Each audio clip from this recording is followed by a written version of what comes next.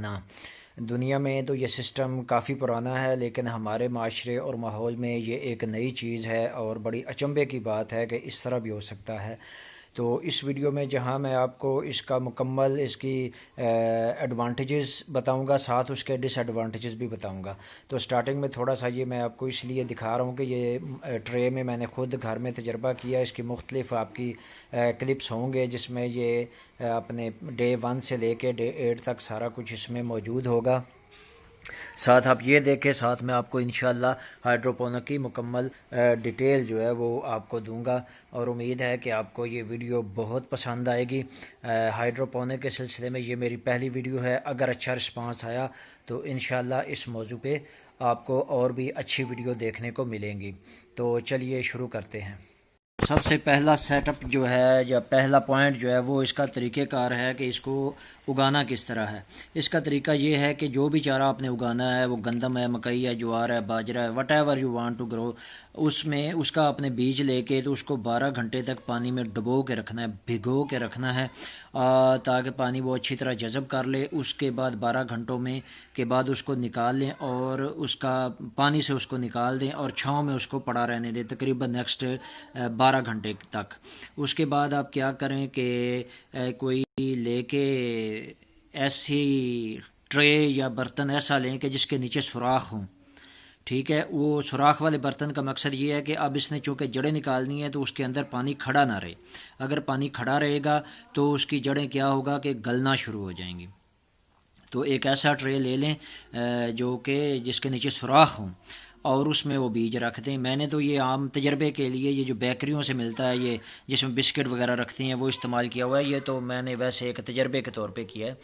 تو ویسے یہ ہے کہ اس کا پانی نکل جانا چاہیے۔ مین اس کا پرپس یہ ہے کہ پانی اس کے بعد اس کو لگانا ہی نہیں ہے۔ عموماً ہوتا کیا ہے کہ جب یہ ابھی جب آپ دیکھ رہے ہیں جس حالت میں کہ اس نے اپنا وہ نکا نکال لیا ہے، گرو کر گیا ہے، تو اب سے آگے جو 4-5 دن کا پروسیس ہے اس میں سب سے بہتر طریقہ یہ ہے کہ فوارہ لے کے نا، شاور سا، تو فوارہ سا اس پہ ہلکا سا لگا دینا ہے تاکہ یہ نم رہے۔ بس مقصد یہ ہے۔ اگر یہ ڈرائی ہوگا تو اس کی جڑیں ڈرائی ہو جائیں گی، یہ گرو نہیں کرے گا، اور اگر پانی اس میں کھڑا رہ گیا تو تب بھی یہ آپ کے لیے نقصان دہ ہے، یہ گرو نہیں کرے گا۔ اور اس کے علاوہ اس میں یہ ہے کہ فنگس لگ سکتی ہے، ٹھیک ہے۔ تو یہ اس کا طریقہ کار ہے کہ جب یہ گرو کر جائے تو اس کو نمی آپ نے نمی دینی ہے، نہ اس کو سکھانا ہے اور نہ اس کو زیادہ پانی دینا ہے۔ تو انشاءاللہ یہ 7 دنوں میں 8 سے 10 انچ جو ہے یہ گرو کر جائے گا، اور 1 کلو بیج کے ساتھ آپ کم از کم 8 کلو چارہ جو ہے وہ بآسانی لے سکتے ہیں اس طریقہ کار سے۔ تو اس میں تھوڑا سا ہے، اگر بیج جو ہے بڑے ہیں، مثال مکئی ہے اور یا گندم وغیرہ ہے، تو اس میں تو 1 کلو سے 8 کلو لیا جا سکتا ہے، لیکن اگر دیکھا جائے تو وہی بیج اگر آپ زمین میں اگاتے ہو تو اس سے کئی گنا وقت تو لگے گا، لیکن کئی گنا زیادہ چارہ آپ لے سکتے ہو۔ اچھا، اب جو لوگ اس کی فیور میں ہیں، جو ماہرین ہیں، جنہوں نے کو یہ 2 طبقے بن گئے ہیں، کچھ اس کی فیور میں ہیں، کچھ اس کے اگینسٹ ہیں۔ تو جو فیور میں ہیں وہ اس کے فوائد میں کہتے ہیں کہ پہلے نمبر پہ یہ ہے کہ یہ آسانی سے ہضم ہونے والا چارہ ہے۔ دوسرے نمبر پہ یہ کہ انزائم سے بھرپور ہے۔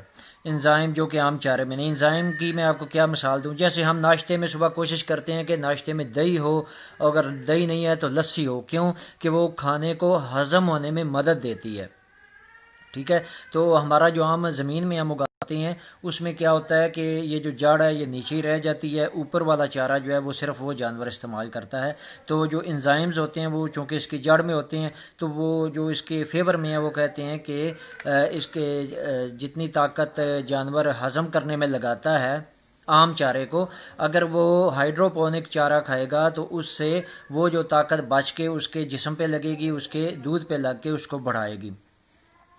آگے وہ کہتے ہیں کہ اگر زمین نہیں ہے، یا خصوصاً شہروں میں جہاں پہ وہ فلیٹس وغیرہ میں یا تھوڑی جگہ میں آپ بنانا چاہتے ہیں، تو وہاں پہ یہ فیسلٹی ہے کہ آپ اس کو اچھی طرح سے گرو کر سکتے ہیں۔ یہ اس کا فائدہ۔ نیکسٹ پوائنٹ میں وہ کہتے ہیں کہ جہاں پہ پانی کی کمی کا مسئلہ درپیش ہے، یا زمین کی تیاری میں مشکلات ہیں، یا لیبر کی کمی ہے، تو ہائیڈروپونک ایسی جگہ پہ بہت زیادہ کامیاب ہے، ٹھیک ہے۔ یہ بھی ان کا پوائنٹ سمجھ میں آتا ہے۔ اس کے بعد اگلا پوائنٹ یہ ہے یا ایسی جگہ جہاں پہ چارے کی عام چارہ سبز جو ہے اس کی قیمت بہت زیادہ ہو تو وہاں پہ یہ ہائیڈروپونک چارہ جو ہے یہ بیسٹ رہتا ہے۔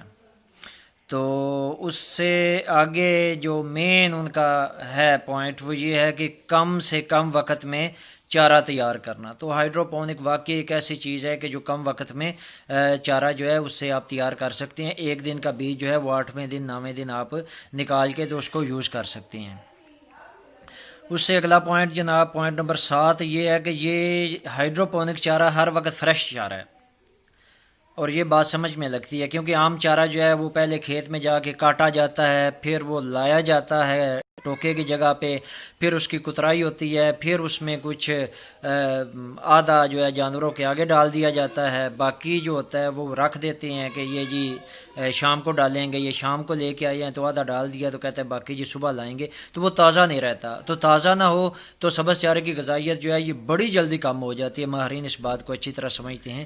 تو ہائیڈروپونک کا وہ یہ پلس پوائنٹ بتاتے ہیں کہ یہ چارہ ہمیشہ جو ہے یہ تازہ رہتا ہے۔ اس کے علاوہ یہ ہے کہ اس کا جو بیج ہے وہ کچھ نہ کچھ محفوظ رہتا ہے ساتھ، یہ جیسے آپ دیکھ رہے ہیں اس میں بیج ابھی تک ہے، تو یہ جو ہے یہ اس کی غذائیت کو بڑھاتا ہے۔ تو اب آتے ہیں جو ہمارے دوسرے ماہرین ہیں جو اس کے خلاف ہیں کہ ہائیڈروپونک کیوں ٹھیک نہیں ہے۔ تو پہلا ان کا جو اعتراض ہے وہ کہتے ہیں کہ اس کا جو ڈی ایم ہے، ڈی ایم بولے تو ڈرائی میٹر، ٹھیک ہے۔ دوسرے جو اگنے والے عام چارے ہیں ان کا جو ڈی ایم ہوتا ہے، ڈرائی میٹر ہوتا ہے، وہ 40 سے لے کے 80% تک ہوتا ہے، بلکہ بعض پودوں میں جیسے وہ الفا ہے جسے آپ لوسن کے نام سے جانتے ہیں، اس کا جو ڈرائی میٹر ہے وہ 89% تک ہے۔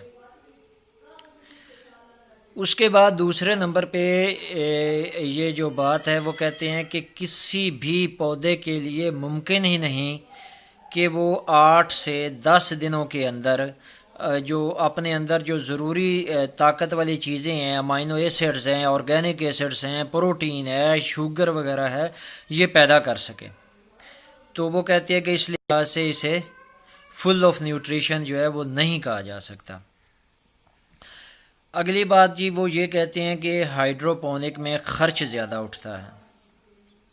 یہ بات ان کی سمجھ میں آتی ہے۔ یہ جو میں نے بنایا یہ تو میں نے گھر میں عام طور پہ بنایا، اگر میں اس کو بنانا چاہوں تو گرمیوں کے اور میں 3-4 مہینے اس کو بنا سکتا ہوں، لیکن اگر اس کو میں سیریسلی لوں کہ میں پرماننٹ جو ہے ہائیڈروپونک فوڈر پہ اپنے جانوروں کو لے کے آؤں گا تو ظاہری بات ہے اس کے لیے مجھے ایک سیٹ اپ چاہیے۔ سیٹ اپ کے لیے جو ہے وہ شیلفز چاہیے، شیلفز میں ریک بنے ہوئے ہوں، ریک میں جناب وہ ٹرے پڑے ہوئے ہوں، اور پھر اس کا جو ٹمپریچر انوائرمنٹ کنٹرول ایک سسٹم بنے گا کہ جس میں اندر کا ٹمپریچر جو ہے اس ہائیڈروپونک فارم کا وہ یکساں رہے تاکہ بیج کو اگنے میں اور بڑھنے میں آسانی رہے۔ تو وہ اعتراض کرنے والے پھر اس پہ یہ کہتے ہیں کہ اس کا سیٹ اپ مہنگا ہے، ٹمپریچر کو کنٹرول کرنے والا سسٹم مہنگا ہے، مختصر یہ کہ اس کا ابتدائی خرچ جو ہے بہت زیادہ ہے، اس کا ابتدائی خرچ۔ اس کے بعد کہتے ہیں جی اس کا جو بیج ہے وہ مہنگا ہے، کیونکہ یہ ان کا اعتراض بالکل ٹھیک ہے کہ 10 کلو مکئی مثال کے طور پر اگر آپ زمین میں کاشت کرتے ہیں تو وہ آپ اگر اچھی طرح اس کی نگہداشت کریں تو 1 ایکڑ سے 400 سے 500 من چارہ آپ لے سکتے ہیں، جبکہ ٹرے میں آپ لگائیں گے اس طرح ہائیڈروپونک سسٹم میں تو 1 کلو کے کتنے جی زیادہ سے زیادہ 8 ٹرے بنیں گے، 9 بن جائیں گے، اس سے زیادہ تو نہیں بنیں گے۔ تو وہ ایک ٹرے سے 8 کلو لے سکتے ہیں آپ، تو آپ دیکھ لیں اس حساب سے، ٹھیک ہے۔ تو یہ اس کے جو ہیں اگینسٹ جو لوگ ہیں وہ اس کے بارے میں یہ رائے دیتے ہیں۔ اینی ہاؤ یہ میں نے آپ کو دکھا بھی دیا کہ ہر قسم کے جانور جو ہے وہ اس کو بڑے شوق اور رغبت کے ساتھ کھاتے ہیں اور ہضم ہونے میں یہ بڑا بہترین ہے۔ مرغیوں نے اسے بڑے شوق سے کھایا، حالانکہ یہ بھینس جو آپ دیکھ رہے ہیں اس کو آج سے پہلے اس نے کبھی چکھا تک نہیں ہے، یہ آج پہلے دن میں نے اس کو چیک کروایا۔ تو اگر ویڈیو پسند آئی ہو تو لائک اور سبسکرائب کیجیے گا، اپنا بہت